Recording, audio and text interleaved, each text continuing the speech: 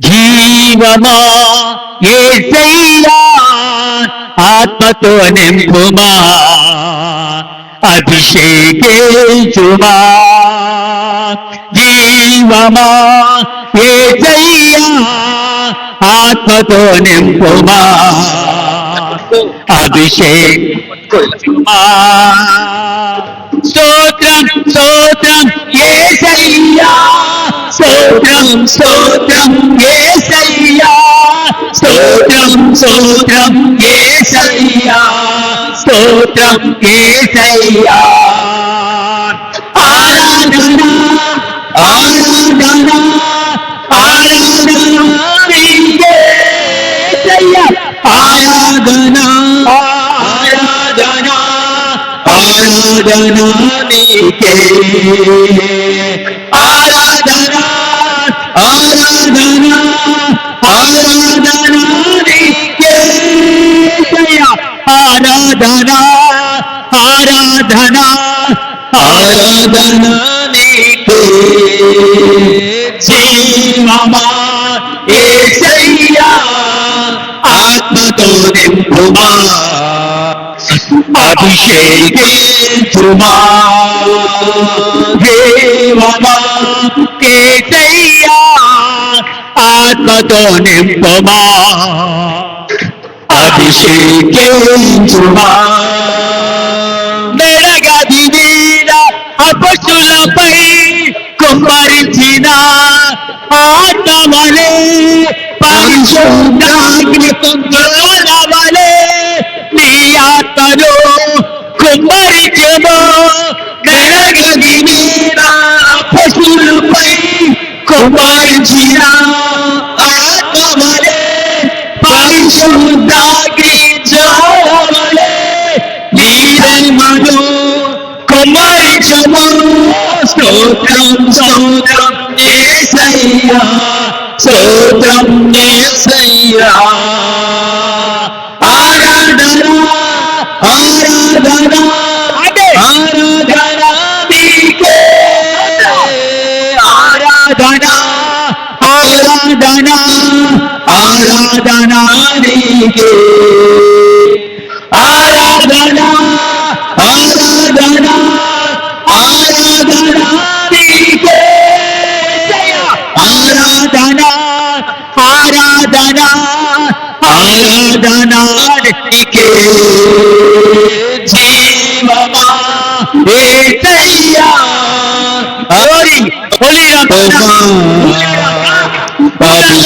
అభిషేకించుమా జీవమా యేసయ్యా ఆత్మతో నింపుమా అభిషేకించుమా అనుదినము నీ ప్రేమతో అనుదినము నీ దివ్య సేవలో అభిషేకం దయచేయుమా పలు దిశలో సువార్త ప్రకటింప నీ ఆత్మను కుమ్మరించుము అనుదినము నీ దివ్య సేవలో అభిషేకం దయచేయుమా పలు దిశల సువార్త ప్రకటింప నీ ఆత్మను కుమ్మరించుము స్తోత్రం స్తోత్రం యేసయ్యా స్తోత్రం యేసయ్యా ఆరాధన ఆరాధన ఆరాధన నీకే ఆరాధన ఆరాధన ఆరాధన నీకే యేసయ్యా ఆత్మతో నింపుమా అభిషేకించుమా జీవమా యేసయ్యా ఆత్మతో నింపుమా అభిషేకించుమా హల్లెలూయా హల్లెలూయా హల్లెలూయా హల్లెలూయా హల్లెలూయా హల్లెలూయా హల్లెలూయా హల్లెలూయా హల్లెలూయా హల్లెలూయా హల్లెలూయా హల్లెలూయా నీ శరీరారా హల్లెలూయా నీ కాలారావ హల్లెలూయా హల్లెలూయా ఆరాధన యోగ్యుడా నీకే వందనాలు నీకే స్తోత్రాలు. బలమైన శక్తిని బలమైన అభిషేకం అయా దిగండి ప్రభా నీ ఆత్మతో సత్యముతో అయా మేము ఆరాధనకి కృప దాయిచ్చి హల్లెలూయా హల్లెలూయా హల్లెలూయా హల్లెలూయా హల్లెలూయా. స్తోత్రం. పరిశుద్ధుడా ప్రేమగల తండ్రి నీకు వందనాలు. బలవంతుడైన దేవా నీకే వందనాలు స్తోత్రాలు. నీ కృపలో మమ్మల్ని దాగి ఉండడానికి సహాయం చేయండి దేవా. నీకు వందనాలు నాయనా. ఇదిగో తండ్రి డిసెంబర్ మాసము ప్రభా 30వ తారీఖున చివరి దినం ప్రభా. యేసయ్యా నీవు మాతో మాట్లాడు ప్రభా.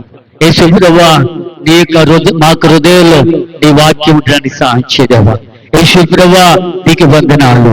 పరలోకపు తండ్రి నీకు వందనాలు నాయనా. నీ చిత్తముసారిగా మేము నడుచుకునే కృప మాకు దయచేయమని ప్రార్థిస్తున్నాం. యెషయానికి వందనాలు.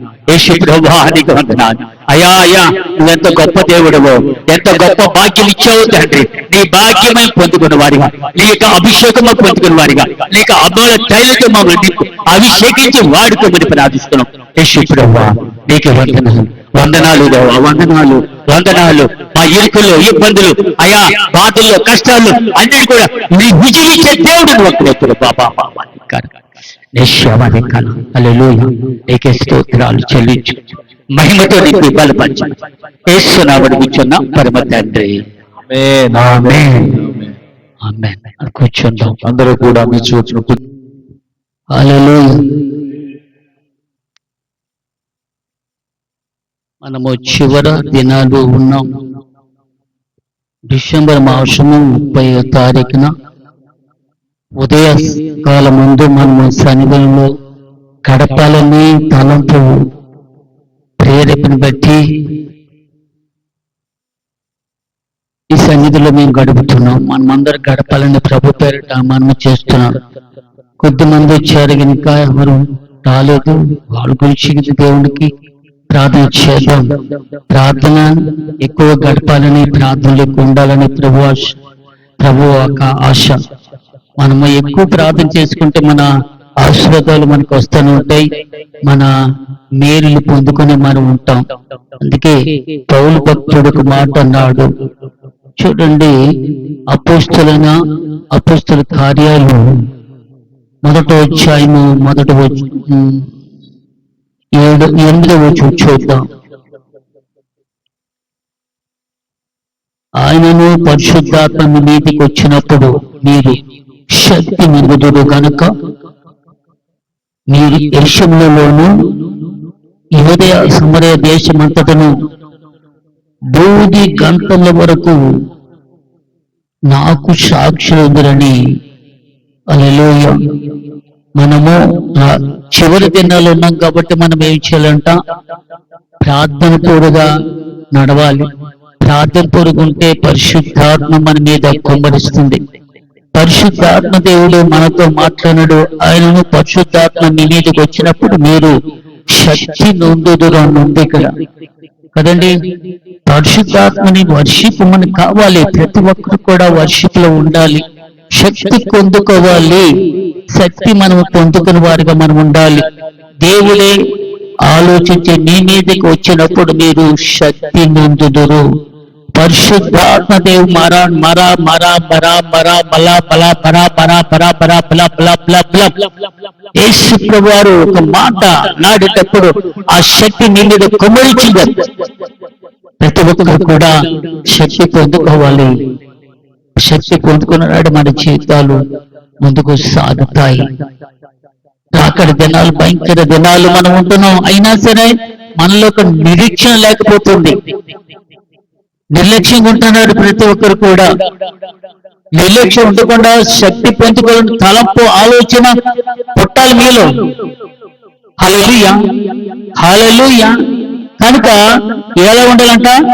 శక్తి కోవాలి. మీరు శక్తి నిందుదురు కనుక మీరు యెరూషలేములోను యూదయ సమరయ దేశమంతటను బూది గంటల వరకును నా సాక్షులు ఉందిరండి వారితో చెప్పాడు. హల్లెలూయా, హల్లెలూయా. మీరు ఎప్పుడైతే శక్తి పొందుకుంటారో, ఎప్పుడైతే దేవుడి శక్తి మీలో ఉంటుందో, యెరూషలేములోని యూదయ సమర దేశమంతటి కూడా బూదిగంతుల వరకు నాకు సాక్షులై ఉంటారని లేఖనాల్లో సెలవిచ్చిన దేవుడు. మనం అది పొందుకోలేకపోతున్నాము, అటు అనుభవం లేకుండా పోతున్నాము. ఒకసారి పరీక్షించుకోవాలి మనము. ప్రేమైన దేవుని బిడ్డలారా, శక్తి దేవుడు ఇస్తున్నాడు, ఉచితంగా ఇస్తున్నాడు, అది మనం పొందుకోలేకపోతున్నాం. బూది గంటల వరకు నాకు సాక్ష్యాలు ఉండాలంటే ఎక్కడ ఉంటున్నాం?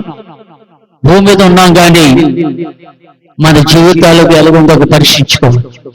హల్లెలూయా, హల్లెలూయా.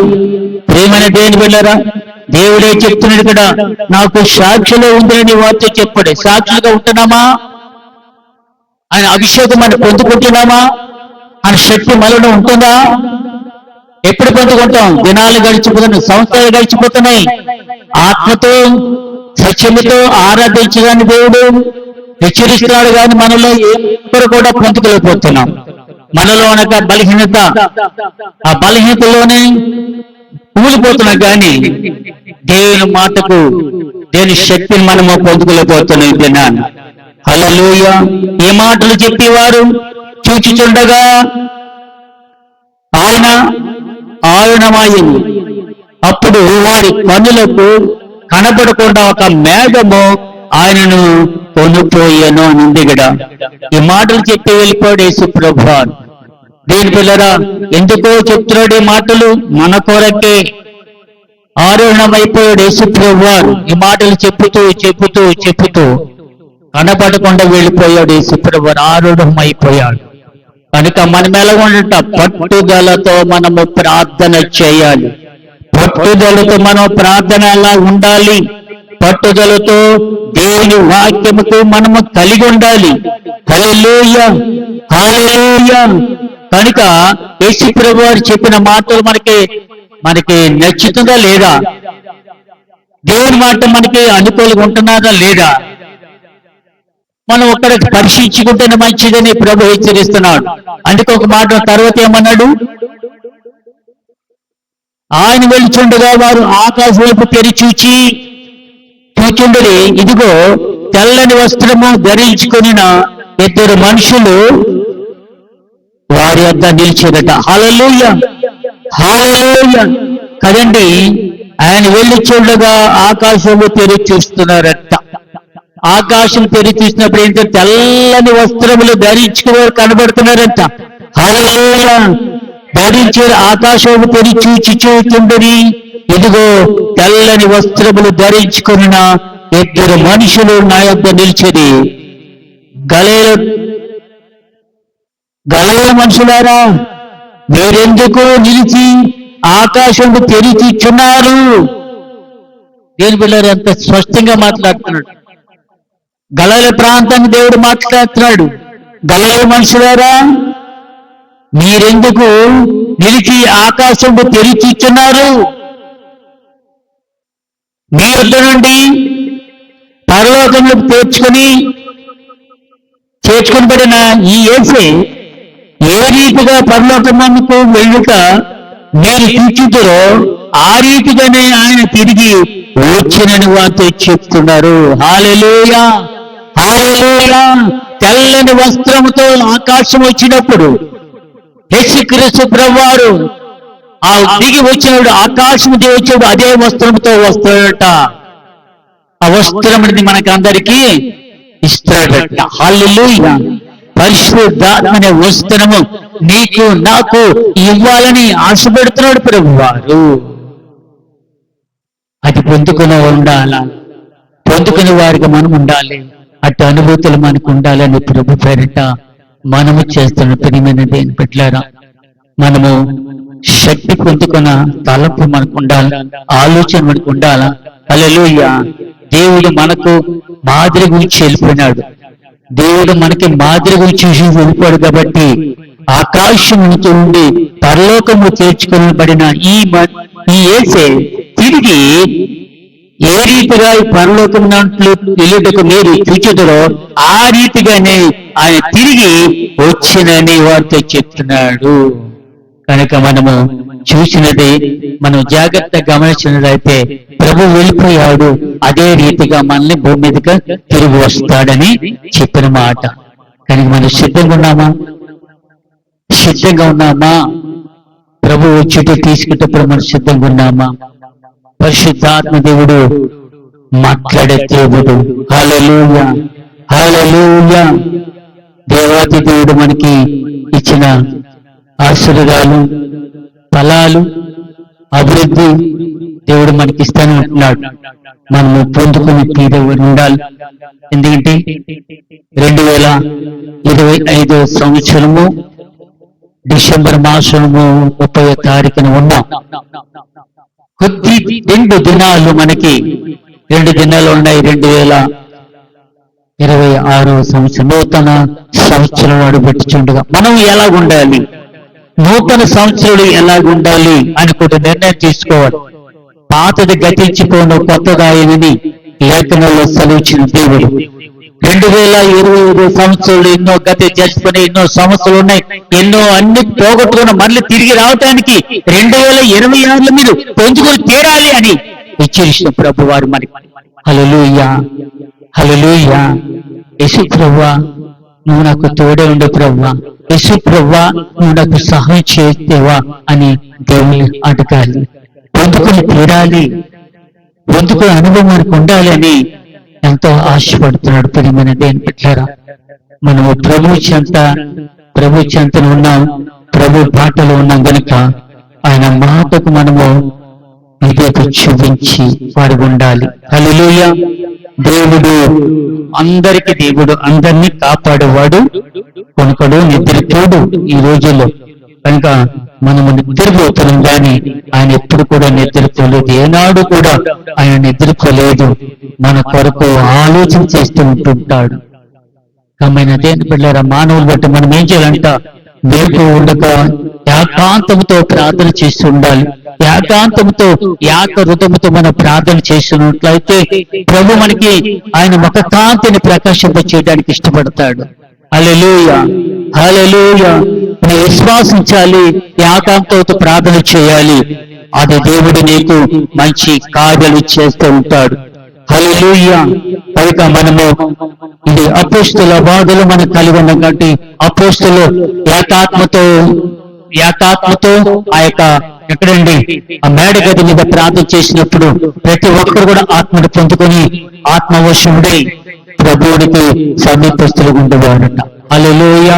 మరి అటు కృప మనకి ఉండాలి అంటే మనం ఏకాత్మతో ప్రార్థన చేయాలి. పరిశుద్ధాత్మతో మనం ప్రార్థన చేసేవారు ఉంటే మన జీవితాలు ధన్యకరంగా ఉంటాయి.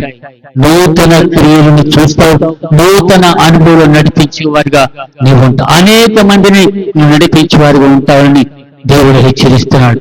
మనము ఎలా ఉండాలి, ఏ రీతిగా ఉండాలని ప్రభు మనకి హెచ్చరించిన దేవుడు. కనుక మనము ప్రభు వైపు చూడాలి, ప్రభు మాటలే వినపడాలని ప్రభు పెట్ట మనం చేస్తున్నాం. దేవుడు నీ మాటలు నా వినుకుండలో ఉండను గాక. ఆమేన్. హల్లెలూయా, హల్లెలూయా.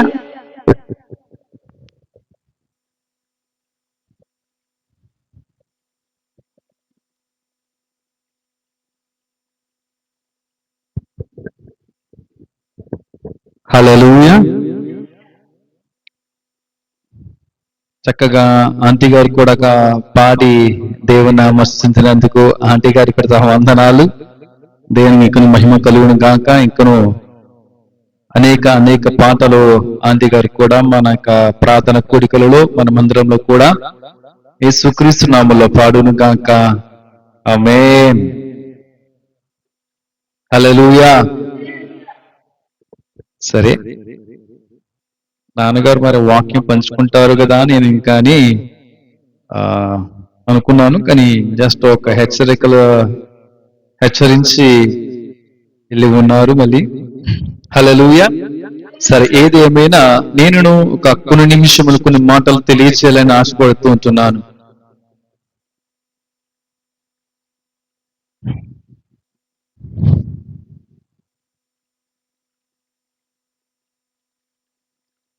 స్తోత్రానుడా, పరిశుద్ధుడా, మహాగణుడా, మహోన్నతుడా, గొప్ప దేవుడా, కృపగల మా తండ్రి, మీకే వందనాలు చెల్లించుకుంటున్నాను ప్రభువా. మా రాజా, మా దైవమా, స్తోత్రాలయ. ఇట్టి విధముగా ఈ యొక్క సంవత్సరాంతపు ఉపవాస ప్రార్థన కూడికలకు మమ్మల్ని ఈ విధంగా నడిపించిన దాన్ని బట్టి వందనాలు. మాకందరికీ ఈ విధంగా గొప్ప భాగ్యము, గొప్ప సమయం ఇచ్చిన దాన్ని బట్టి వందనాలు చెల్లించుకుంటున్నాను ప్రభువా. దేవా, స్తోత్రాలు.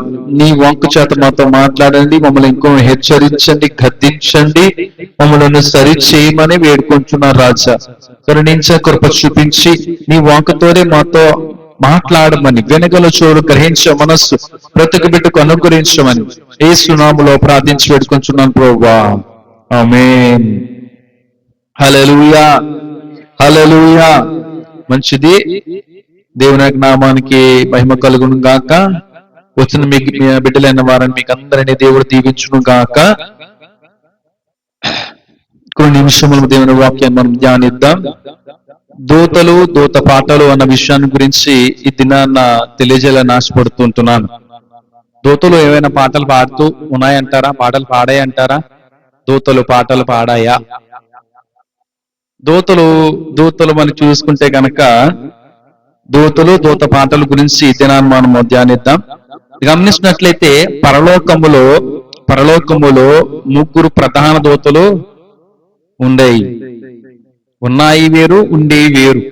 ఆ పదాలు ఎందుకు చెప్తున్నానంటే, ఉండే ఎందుకు అన్నానంటే కనుక ఈ ముగ్గురు ప్రధాన దూతలలో, పరలోకములో ఉండేటువంటి ముగ్గురు ప్రధాన దూతలలో పేర్లు ఏంటంటే, ఆ ముగ్గురు ప్రధాన దూతల పేర్లు ఏంటంటే కనుక లూసిఫర్, మిఖాయేలు, గబ్రియేల్.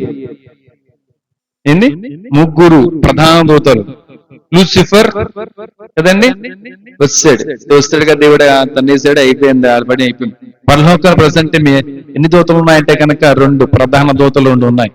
దేవుడు ఒకవేళ ఇంకో దూతను కూడా అక్కడ ఏర్పాటు చేసుకోవచ్చునేమో, మనకు తెలియదు విషయం. నాకైతే మనకి ఇంకా తెలియదు. మరి గమనించినట్లయితే ఈ లూసిఫర్ ఏమో తన పని ఏంటంటే కనుక దేవుణ్ణి స్తుతించడము. కానీ తన గర్వంతో ఏం కలిగి ఉందంటే కనుక, లేదా నాతోటి ఇక దేవదూతలు ఉన్నాయి కాబట్టి ఆ దేవుణ్ణి మేము ఎందుకు స్తుతించాలి, ఆయనని ఎందుకు మేమందరూ కూడా స్తుతించాలి, నేనే అంటే నా కింద ఇక చిన్న దేవదూతలు ఉన్నాయి కదా, కేరుకులు, సేరాపులు, డిఫరెంట్ ఇంకా దేవతలు ఉంటాయి. అయితే మేమందరం కలిసి ఆయన స్తుతించడం ఏంట్రా బాబు అని చెప్పేసి అందరూ కూడా నన్నే స్తుతించాలి. ఇటువంటి అసూయతోటి, మంచి బుద్ధి కాదు కదా అది, అసూయతోటి, ఆ విధంగా గర్వంతోటి, కలిగుణతోటి రావడంతో అక్కడ దేవుడు గమనించాడు కాబట్టనే అక్కడ దేవదూతను పరలోకం నుండి త్రోసివేశారు. ఓకేనండి. లూసిఫర్.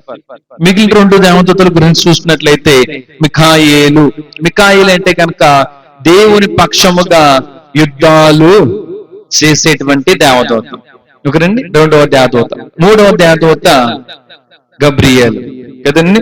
గబ్రియేల్ అంటే ఏం చేస్తుందంటే కనుక దేవుని వర్తమానం ప్రజలకు తెలియచేయడం కదండి. గమనించారా? యేసుక్రీస్తు వారి జననము వేళల్లో చూసినట్లయితే దేవదూత వచ్చినది, మాట్లాడినది, ఈ విధంగా చెప్పినది అని వింటూ ఉన్నాం, మనం విని ఉన్నాం కదండి.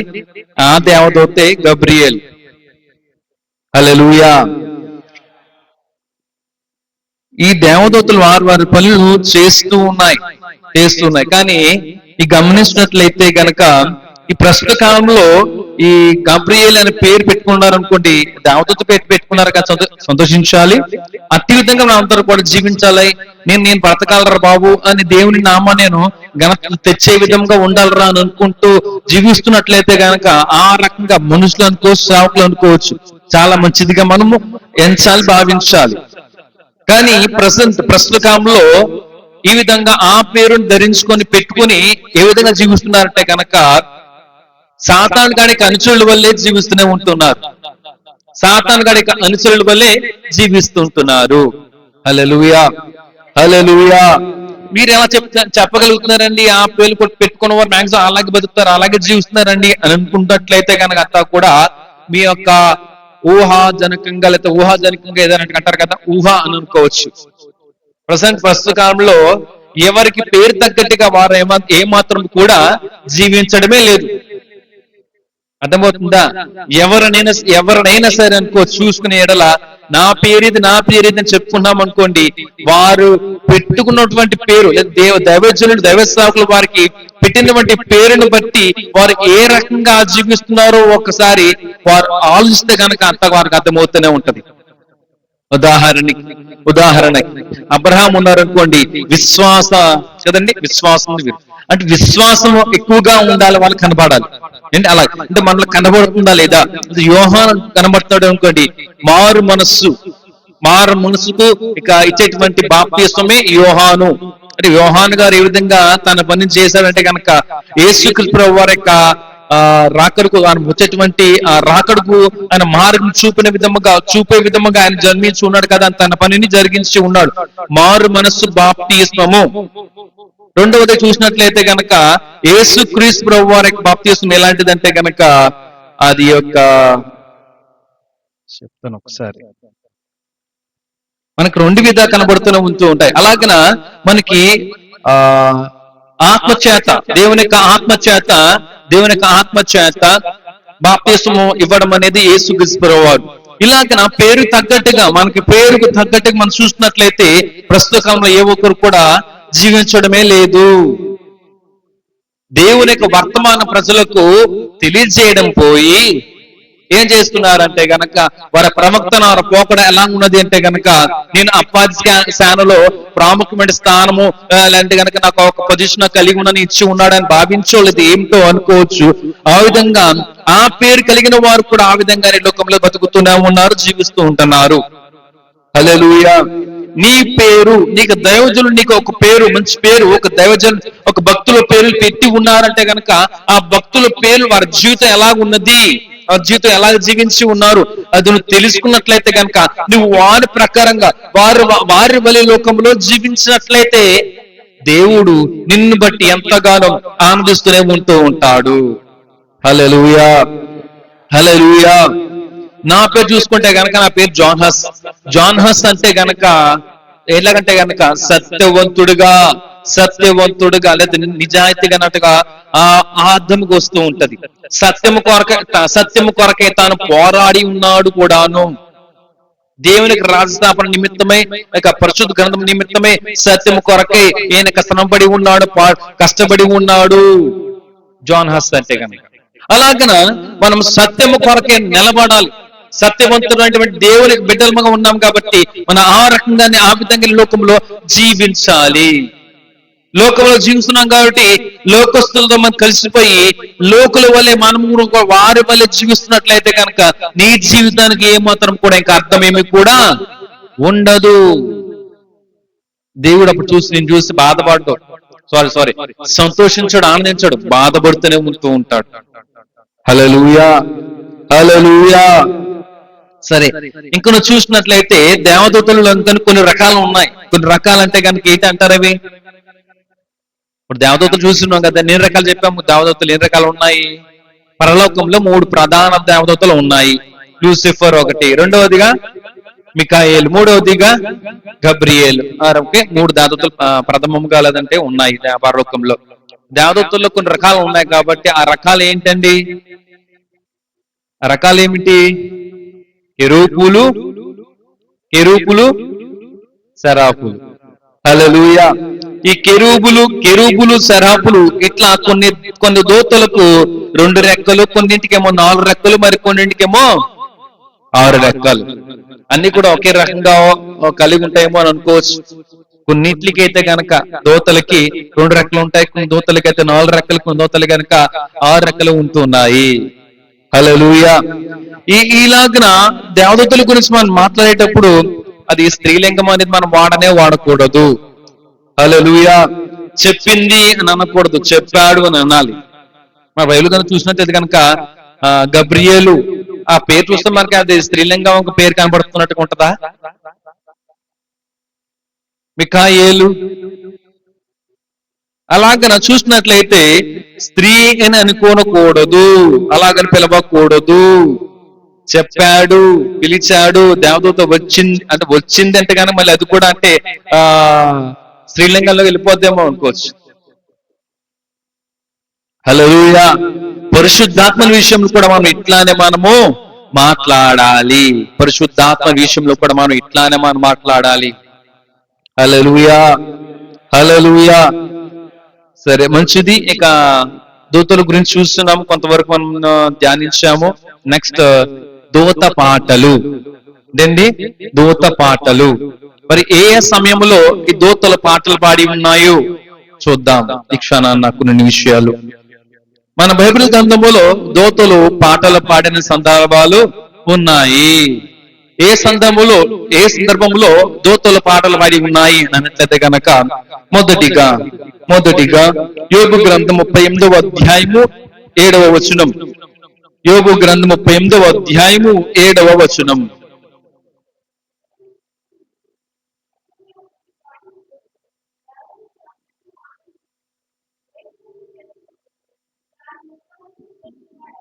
చాలండి. హల్లెలూయా, హల్లెలూయా. మొదటిగా చూస్తున్నట్లయితే గనక ఉదయ నక్షత్రములు ఏకముగా కూడి పాడినప్పుడు దేవదూతలందరూ ఆనందించి జయధ్వనులు చేసినప్పుడు దాని మూలరాతిని వేసిన వాడెవడు? హల్లెలూయా.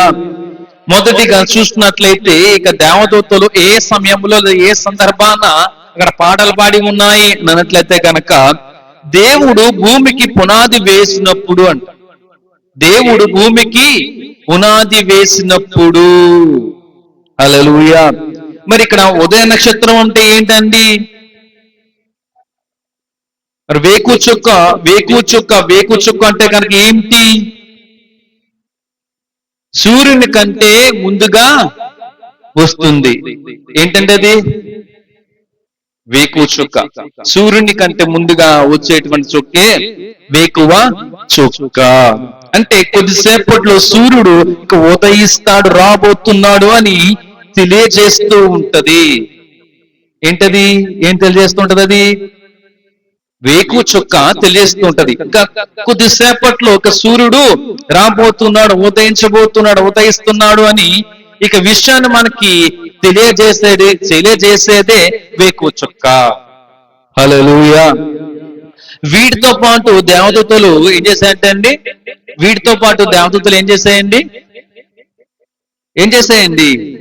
ఆనందించి, దేవదూతలందరూ ఆనందించి జయధ్వనులు చేసినప్పుడు, దేవదూతలన్నీ కూడా వీటితో పాటుగా ఆనందిస్తూ జయధ్వనులు చేస్తూ ఉండగా దేవుడు భూమికి పునాదిని వేశాడంట.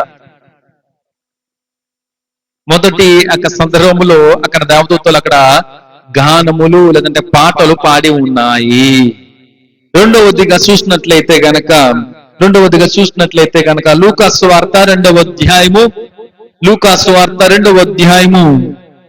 13-14 వచనములు ఒక్కసారి చూడండి అమ్మా. వెంటనే పరలోక సైన్య సమూహము ఆ దూతతో కూడా నుండి సర్వోన్నతమైన స్థలములలో దేవునికి మహిమయు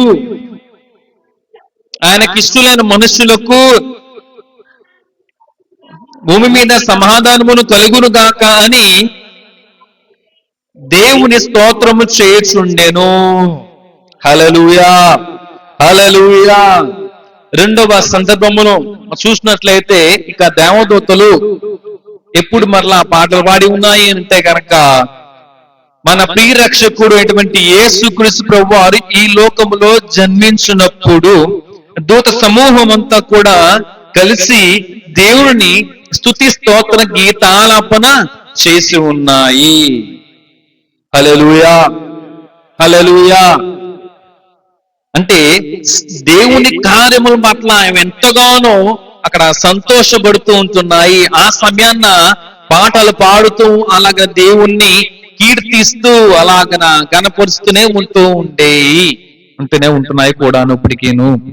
హల్లెలూయా, హల్లెలూయా. ఈ మాటలు మనం చదువుతున్నట్లయితే గనక మంచి ప్రాపర్ గా అది అర్థం చేసుకుని లోతుగా వెళ్తున్నట్లయితే గనక, ఆలోచిస్తున్నట్లయితే గనక మనకంతా కూడా ఎలా ఉంటదండి? గూస్ బంప్స్ అంటారు కదా, ఏమంటారండి? Goose bumps.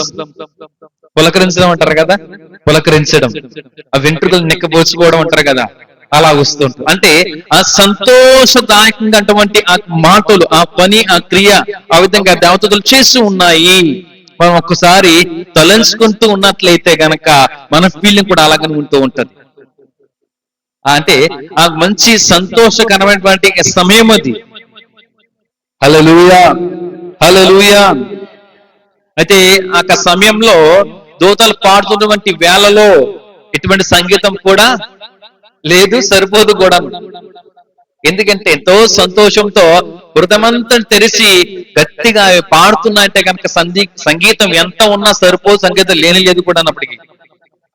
హల్లెలూయా, హల్లెలూయా.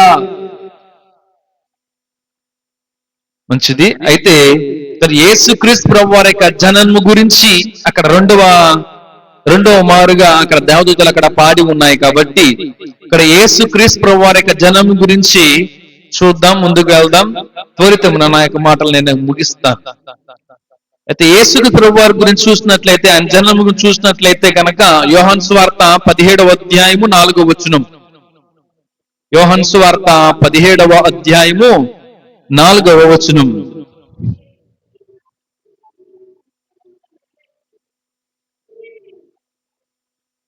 హల్లెలూయా. పరలోకంలో ఉన్నటువంటి దేవునికి మహిమను అక్కడ తీసుకువచ్చినది.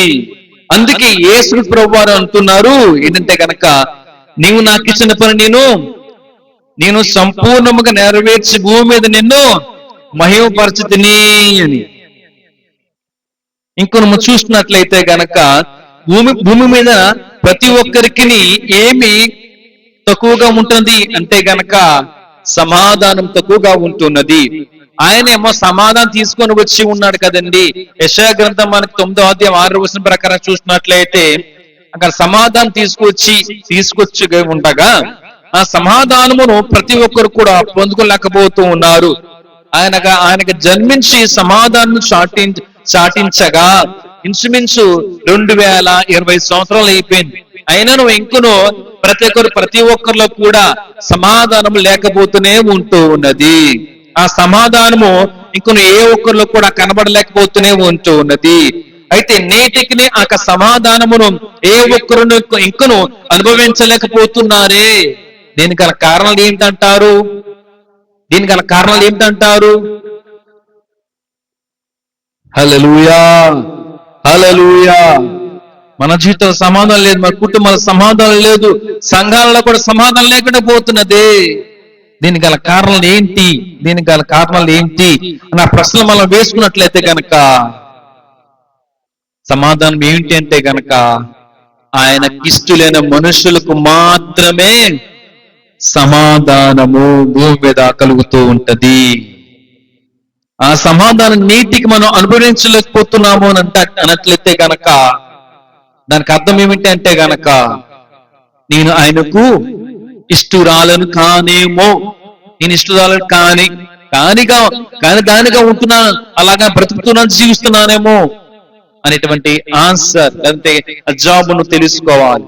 ఒకవేళ నేను ఇంకొన్ని ఇష్టాలుగా నేను ఇష్టనుడిగా జీవించలేకపోతున్నానేమో, అందుకని నా జీవితంలో సమాధానం లేదు, నా కుటుంబంలో సమాధానం లేకుండా పోతుంది, లేకపోతే నా సంఘములో సమాధానం లేకుండా పోతున్నది అని మనము తెలుసుకోవాలి. ఏ రకంగా సరే అనుకోవచ్చు, నేను ఎంతగానో భక్తిగా ఉంటానో అని అనుకుంటూ నువ్వు అలాగా దేవునికి ఇష్టడుగా అయి ఉన్నాను అని అనుకు భ్రమలో జీవించకూడదు. హల్లెలూయా, హల్లెలూయా. పదవులతో మాట్లాడి చెప్పేది వేరుగా ఉంటది, హృదయంతో చెప్పేటువంటి మాట అనుకోవచ్చు, అది డిఫరెంట్ గా ఉంటుంది, చాలా డిఫరెన్స్ కనబడుతూనే ఉంటది. హల్లెలూయా, హల్లెలూయా. సో ఇక ఊహలు అనేది మనకి ఉండకూడదు, అనుకోనకూడదు, పెట్టుకోనకూడదు. ఏ విధంగానైనా సరే సూచనను అంటే ఏ పరిస్థితిలో ఉన్నను, నువ్వు ఏ విధంగా ఉన్నను సరే అనుకోవచ్చు, నువ్వు దేవునికి ఇష్టడుగానే ఉండాలి. అంటే ఆ యొక్క మాట దేవుడు నీతో మాట్లాడాలి. నాకు నేను చెప్పుడు నా గురించి దానివల్ల ఏమైనా ఉపయోగం ఉంటుందా? ప్రయోజనం నాకేమైనా ఉపయోగమా? నా గురించి ఇతరులు చెప్తేనే నాకు ఎంతో సంతోషం ఉంటుంది, దానికి ఎంతో ఉపయోగం అనేది ఉంటూ ఉంటది కదండి. అంతేనంటారా కాదంటారా? ఇప్పుడు నేను చాలా మంచోనండి, నేను చాలా మంచోనని చెప్పుకున్నాను అనుకో, ఎందుకలా చెప్తున్నావు, నీ గురించి నువ్వు చెప్పుకున్నావు ఏంటి, ఎందుకు అలాగా, నువ్వు ఇప్పుడు అలా ఉన్నావా, అలాగ అంటారు అనుకోవచ్చు. అంతేనంటారా? అదే కనుక ఇతరులు మన గురించి చాలా మంచోడండి బాబు, అసలు ఎప్పుడు కూడా మంచి అందరికి చెప్తాడండి, సాయం చేస్తాడండి, ఇలాగలాగా ఇతరులు బయట వారు అవనిస్తారు అనుకోవచ్చు. మన గురించి చెప్తున్నారు, మన గురించి సాక్ష్యం ఇచ్చారనుకోండి, అప్పుడు నీ ఫీలింగ్ ఎలా ఉంటది? అది విలువైనదిగా ఉంటదా? అంతేనంటారా? హల్లెలూయా. అంటే నువ్వు దేవునికి ఇష్టడువో కాదో నువ్వే పరీక్షించుకుంటే తెలుస్తుంది. దేవునికి ఇష్టాలవో కాదో ఒకసారి నీవు పరీక్షించుకుంటేనే తెలుస్తుంది. ఎలా తెలుస్తుంది అంటే కనుక దేవా, దేవుని పాదాలు పట్టుకొని మన ప్రాధాన్యత అడగాలి, సమీపంగా ఉండాలి, దేవుళ్ళు ఎదగాలి. హల్లెలూయా. ఇక సంవత్సరంలో ఎన్ని దినాలు అయిపోయినా సరే అనుకోవచ్చు, దేవునికి ఇష్టడుగా దేవుని సమీపంగా లేకుండా ఉన్నామేమో. కనీసం ఈ 2 దినములు అయినా సరే అనుకోవచ్చు, దేవుని మందిరంలో దేవునిలో కొంచెం ఎక్కువగా సమయం గడుపుతాము ఉపవాసం ఉండి అని. ఇక 2 దినములు కూడా మనము ఈ సంవత్సరాంతపు ఉపవాస ప్రార్థన కూడికలు పెట్టి ఉన్నాం. కనీసము ఈ చివరి దినాల్లో ఏంటంటే 2 దినాలు కనీసము దేవునికి మనం కొంచెం కేటాయిద్దాం, మన సమయాన్ని మనం ఇద్దాము. మనకు ఆరోగ్యాన్ని, మనకు శక్తిని, మన బలాన్ని, సమస్తాన్ని మనం దేవునికి ఇవ్వాలి కాబట్టి. హల్లెలూయా, హల్లెలూయా. ఇక సమాధానం నేటికి కూడా ఏ ఒక్కరు కూడా గమనించలేకపోతూ ఉన్నారు. నేను పెద్ద భక్తిపరుడిని, నేను పెద్ద భక్తిపరుడాలని, ఏ ఒక్క ప్రార్థన కొడుకుని మానకుండా వెళ్ళిపోతున్నాను. నువ్వు అసలు ఆయనకు ఇష్టాలుగా ఉన్నావు, బతుకుతున్నావు, నడుచుకుంటున్నావు అంటే కనుక దానికి మాత్రం సమాధానం వారిలో ఉండదు. వారు సమాధానం చెప్పలేరు. ఎందుకంటే వారు ఏమాత్రం కూడా దేవునికి ఇష్టురాలుగా వారు బతకడం లేదు, జీవించడం, నడుచుకోవడం లేదు కాబట్టి వారు దానికి సమాధానం ఇవ్వలేరు ఎవ్వరు కూడాను. హల్లెలూయా. అందుకనే వారి జీవితాల్లో సమాధానం లేకుండానే అలాగనే బతుకుతూనే ఉంటూ ఉంటారు. ఇది యేసుక్రీస్తు వారికి జననముతోటే ప్రతి ఒక్కరికి కూడా సమాధానం తీసుకుని వచ్చి ఉండగా, ఇంకను ఆ సమాధానమును ప్రతి ఒక్కరు కూడా దానిని పొందుకోలేకపోతూనే ఉంటూ ఉన్నారు. టెన్షన్ లైఫ్ అయిపోతున్నది, ఆందోళన చెందుతున్నారు. వాళ్ళు ఎలాగ ఉంటారు, వాళ్ళు మనల్ని ఏ విధంగా మనల్ని ఆ మాట అంటారు, ఈ విధంగా ఉంటారు, ఏం చేస్తారు, వారు ఈ విధంగా ఉన్నారే, ఇలాగ మన కుటుంబీకులు, మన స్నేహితులతోటి ఇలాగన మనకి అలాగన ఆ సమస్యలు, సోదరులు వస్తూనే ఉంటూ ఉన్నాయి, కలుగుతూనే ఉంటూ ఉన్నాయి. దేవునికి సమయం ఇవ్వలేకపోతున్నాం, దేవుని గడపలేకపోతున్నాం, దేవునికి ఇష్టంలోకి జీవించలేకపోతున్నాం. లోకస్తులతో, లోకంలో నివసించేటువంటి లోకస్తులతోని, లోకల వల్లే అందరితో కలిసిపోయి వారి వల్లే లోకంలో జీవిస్తున్నాం కాబట్టి దేవుని మనం ఇంకొను ఇష్టురాలుగా మనం అవ్వలేకపోతున్నాము. హల్లెలూయా, హల్లెలూయా. మరి ఏ విధంగా మనం ఆయనకు ఇష్టలుగా అవ్వగలము, లేదా ఏ విధంగా ఆ సమాధానం మనకు ఎట్లా లభిస్తూ ఉంటది అంటే గనక యేసుక్రీస్తు ప్రభువారిని మనము రక్షకునిగా మనం అంగీకరించినట్లయితే, పాపము నుండి మనం ఎవరైతే కనుక విమోచన పొంది ఉన్నారో అలాగనే చూసినట్లయితే వీరందరూ దేవునికి ఇష్టలుగా అవుతారు. దేవునుడు నాకు ఏం చేశారండి, దేవుడు నన్ను రక్షించి ఉన్నాడు, దేవుడు నా రక్షకుడు అని అంగీకరించాలి. రెండవదిగా, ఎవరైతే మీ పాపములను అనగా మన పాపములను దేవుడు వాటి నుంచి మనం విమోచించి ఉన్నాడు, విమోచిస్తాడో. ఇంకను అనేక రకములుగా బాప్తిసం పొంది ఉన్నాను, లేదా రక్షణ పొంది ఉన్నాను, పాపములు మనలో ఇంకనూ ఉంటూనే ఉన్నాయి. ఎగ్జాంపుల్ దీనికి కూడా మీకు ఉదాహరణ చెప్తాను. ఇప్పుడు కడిగేశాడు కదండి, మనం బాప్తిసం తీసుకున్నాం, దానికి అర్థం ఏంటంటే కనుక కడిగేశాడు కదండి, మన పాపలు అలా ఏమి ఉండవండి బాబు, ఇంకా అదంతా కూడా ఖాళీ శరీరం లాగా ఉంటదండి అని అనుకోవచ్చు. ఎంత కూడా భ్రమ, మనం ఎక్కువగా ఊహించుకోవడం భ్రమలా ఎక్కువగా ఉంటది కదా. హల్లెలూయా. రక్షణ పొందకుండా ఉన్నటువంటి మనము రక్షణ పొందిన తర్వాత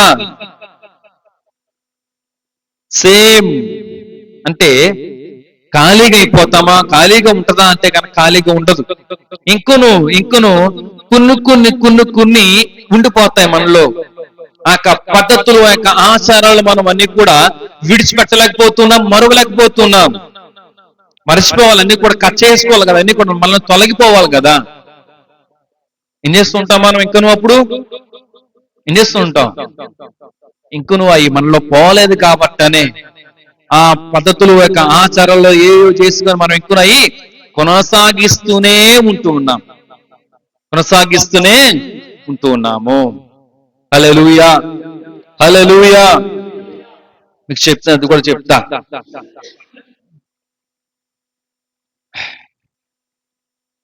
హల్లెలూయా. మనం ఫాలో అవ్వాల్సింది ఏంటి? దేని ప్రకారం నడుచుకోవాలి, జీవించాలి, బతకాలి. మరి మన పరిశుద్ధ గ్రంథం దేవుడు మనకి ఇచ్చారు కదా, దీని ప్రకారంగా ఎవరైనా జీవిస్తున్నామా అంటే గనక నాకు సమాధానం ఉంటుందా? హల్లెలూయా, హల్లెలూయా. నీ యొక్క పాపం నుండి నువ్వు విమోచించబడినట్లయితే ఖచ్చితంగా అప్పుడు నువ్వు దేవునికి ఇష్టురాలుగా లేదా ఇష్టడుగా అవుతావు. మనలో ఇంకనో ఏమైనా అంటారు, మనలో రక్షణ పొందిన తర్వాత కూడా మనలో ఇంకనో ఉన్నాయా పోయాయి అంటారా? ఉన్నాయంటారా పోయాయి అంటారా? ఎందుకు పోగొట్టుకోవట్లేదు? దేవుడికి అడిగేశాడు కదా, దేవుడి రక్తములో మనం అందరం కూడా రక్షించబడి ఉన్నాము కాబట్టి మరి మనలో ఇంకనూ ఎందుకు ఉన్నాయి అంటే మనం ఇంకనూ వాటిని దాచుకుంటున్నాము. అర్థమవుతుందా? అంటే మనమే ఇంకను మనలో దాచుకుంటున్నాము. ఎందుకు? ప్రోత్సహిస్తూనే ఉంటున్నారు కూడాను కదండి. మరి ఇది ఎంతైనా మంచిదా? మనకి గాని మన దేవునికి గాని ఎంతైనా మంచిదా? సంతోషించేటువంటి విషయం ఇది ఏమైనా? అలాగన ఉన్నట్లయితే, ఉంటున్నట్లయితే, నడుచుకుంటున్నట్లయితే, ప్రోత్సహిస్తున్నట్లయితేను కూడాను కొంతమంది చెప్తూ ఉంటారు కూడా, ఏమిటంటే గనక మనకు తైలం తీసుకొని ప్రార్థన చేయనమ్మా, తగ్గిపోద్దామా. ఇది మంచి మాట, మంచి విషయం. ఎలాగ చేయాలి? మనకి కొత్త నిబంధనలు కూడా ఎవరైనాను సరే బాగా లేని ఎడల, బలహీనత ఉన్న ఎడల, పోనీ ఎంత జలుబు లేదంటే కనుక జబ్బు అయితే వచ్చిన ఎడల సంకాపరి పెద్దలు తీసుకుని వెళ్ళి ఆ తైలం తీసుకొని వెళ్ళి నూనె రాసి ప్రార్థన చేశాడని కనబడుతూనే ఉంటది మనకి కదండి. అయితే ప్రస్తుత కాలంలో చూసినట్లే రక్షణ పొంది ఉన్నను సరే ఏం చెప్తుంటాం మనం? ఇంకను మనలా పోలేదు. అప్పట్లో దేవుళ్ళకి రాకముందైతే కనుక ఏం చేసేవాడి వారు? మనము అక్కడికో ఇక్కడికో పరిగెట్టి వెళ్ళేవారు. తెచ్చేది నేనేమనాలి అంటే కనుక దానికి అర్థం, దాని క్వశ్చన్ సమాధానం ఏమొస్తే చెప్పండి ఒకసారి. మరి మనలో ఆ పాపాన్ని ఇంకొన మనం దాచుకుంటూనే ఉన్నాము, దానిని తీసుకుని దాన్ని కడుక్కోలేకపోతుంటున్నాము. అదేంటండి? దేవుడే కదా మన ప్రతి పాపాలని కూడా కడగలడు, తీసివేయగలడు. మరి దేవుడు కాకుండా మనం తీసుకోవాలంటారా ఏంటండి? బాగా తెలివైన వారు కదా, క్వశ్చన్స్ చేస్తా అడుగుతారు కదా. మరి నువ్వు వాటన్నిటి నువ్వేం చేసుకోవాలి? కట్ చేసుకోవాలి కదా. మరి ప్రభువా నా పాపాలు క్షమించు ప్రభు, నన్ను కడిగి ప్రభు అని అడిగితే కనుక కంపల్సరీగా వచ్చి కడుగుతాడు. నువ్వు అడగకుండా ఉన్నట్లయితే కనుక దేవుడు నీ పాపాలను తీసివేయగలుగుతాడా, కడగలుగుతాడా అంటే కడగడు. నువ్వు దేవుని దగ్గర వెళ్తున్నావు, దేవునిలో వెళ్తున్నావు అంటే కనుక ఖచ్చితంగా ఈ విషయాలు నువ్వు తెలుసుకున్న తర్వాత కూడా నువ్వు ఇంకను అలాగనే పాప బ్రతుకుతున్నావు, పాప పనులే చేస్తున్నావు, దానికి ఎంకరేజ్ చేస్తున్నావు అంటే కనుక మరి దేవుడు నిన్ను బట్టి ఆనందిస్తూనే ఉంటాడా? నీ పాపముల నుండి నువ్వు విమోచన పొంది ఉన్నావు అని అనుకున్నట్లయితే కనుక అంతా కూడా భ్రమ. తప్పుడు పనులు చేస్తూ ఆ విధంగా ఉంటున్నామంటే కనుక నీ జీవితానికి ఏమాత్రం కూడా అర్థం అనేది ఉండదు. నీకు రక్షణ కూడా ఏమాత్రం కూడా అర్థం అనేది కూడా ఉండదు. దీనివల్ల దేవుడే బాధపడుతూ దుఃఖిస్తూ ఉంటాడు. అది మనకు కనబడుతున్నట్లయితే కనుక ఒకవేళ మనకి ఆ సమయాన్న చూసి అనగా దేవుడు ఒక మనిషి రూపం వల్లే కనబడుతూ ఇక్కడ ఉన్నాడు అంటే కనుక బాధపడుతున్నాడు, ఏడుస్తున్నాడు అన్నట్లయితే కనుక అప్పుడు మన కళ్ళతో చూసి ఇప్పుడు మనం కూడా రోధిస్తూ ఉండవచ్చునేమో. రోధిస్తామని చెప్పడం లేదు నేనైతే కనుక, రోధిస్తూ ఉండవచ్చునేమో అని.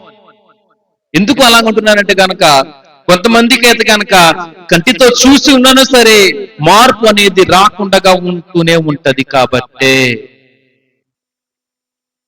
కొంతమందికి ఎంత చెప్పినా సరే మార్పు అనేది రాకుండా ఉంటది. కొంతమందికి ఎంత చూసినా సరే మార్పు అనేది రాకుండా ఉంటది. మరి దేవుడు వారిని ఎప్పుడు పట్టుకుంటాడు ఏమిటో అని మనము ఆలోచన కలిగి ఉంటూ ఉంటాం. హల్లెలూయా, హల్లెలూయా. సో మనమందరం కూడా మన ప్రతి ఒక్క పాపం నుంచి మనమందరం కూడా విడిపించబడాలి. దానిని మనం ఎప్పుడు కూడా వెంబడించకూడదు. ఆ పద్ధతులు, ఆ ఆచారాల నుండి మనం అన్నింటి మనము విడిపించబడాలి. ఆ పాపమే ఒకవేళ నిన్ను బంధింప చేస్తున్నట్లయితే మరలా నీకు ఎవరు కావాలి? యేసయ్యే కావాలి.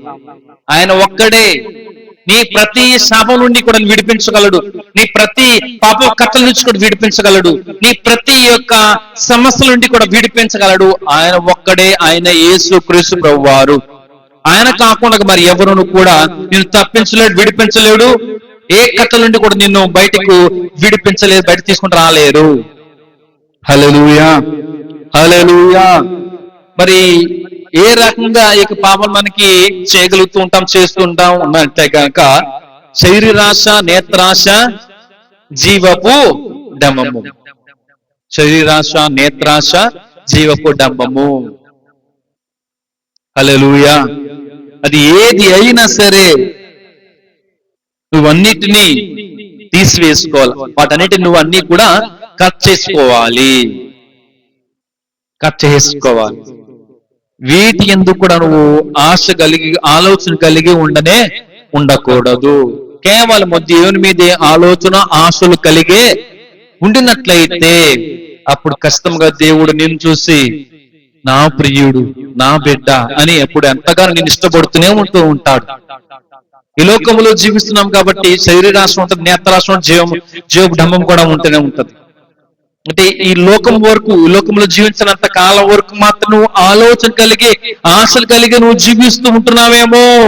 దాని తర్వాత నీకు మరొక జీవితం కూడా ఉన్నది. ఆ జీవితం పట్ల కూడా నువ్వు ఆలోచన కలిగి, ఆశ కలిగే ఉండాలి. ప్రతి ఒక్క మానవుడు, నేను చెప్తున్నాను కదా, ప్రతి ఒక్క మానవుడు, even Christians also comes under this, దీనిలోకి అందరూ కూడా వస్తారు. ప్రతి ఒక్క మానవుడు కూడా ఈ విషయాన్ని మర్చిపోయి ఈ లోకములో జీవించినంత కాలం మంచిగా పేరు ప్రఖ్యాతులు, లేదంటే కనుక మంచిగా పేరు ప్రతిష్టలు సంపాదించుకొని ఈ లోకంలో మర్యాదగా, సంతోషంగా, గౌరవంగా బ్రతకాలు జీవించాలని అనుకునే బ్రతుకుతూనే ఉంటున్నాడు. దాని తర్వాత మరొక జన్మ కూడా ఉన్నది కదా. దాని పరిస్థితి ఏమిటి? దాని పట్ల నీకేమైనా ఆలోచన కలిగి ఉన్నావా అంటే ఏ ఒక్కరు కూడా దాని పట్ల ఆలోచనలు కలిగి ఉండడమే లేదు. దాని పట్ల కూడా ఆలోచనలు కలిగి ఉండాలి.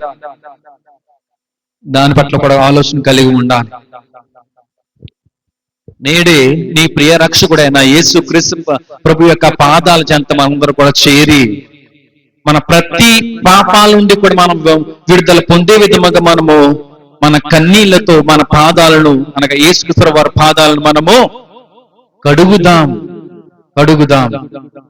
దేవుడు నీ యొక్క ప్రార్థనను, కన్నీటి ప్రార్థనను విని ఆలకించి క్షమిస్తాడు. కాబట్టి ఆ విధంగానే సరే ఉందాం. ఒక మంచి ఆత్మీయ జీవితాన్ని మనం కలిగి ఉందాం. ఇంకాను కొన్ని గంటల్లోనే మాత్రమే మనకి నూతన సంవత్సరం అడుగు పెట్టబోతున్నాం. కాబట్టి ఈ నూతన సంవత్సరం నుండి అయినా సరే నిజమైనటువంటి ఆరాధన, హృదయపంతటితో మనం పరిపూర్ణంగా ఆరాధన, భక్తి కూడా మనం చేసే విధంగా లోకములో జీవిద్దాం. అటువంటి కృపను, ధన్యతను మనందరూ కూడా దేవుడికి మనకి ఇచ్చి నడిపించును గాక. ఈ కొద్ది మాట మన వీళ్ళు దీవించి ప్రతి ఒక్కరి ఆత్మీయ జీవితం ఫలించును గాక. ఆమేన్.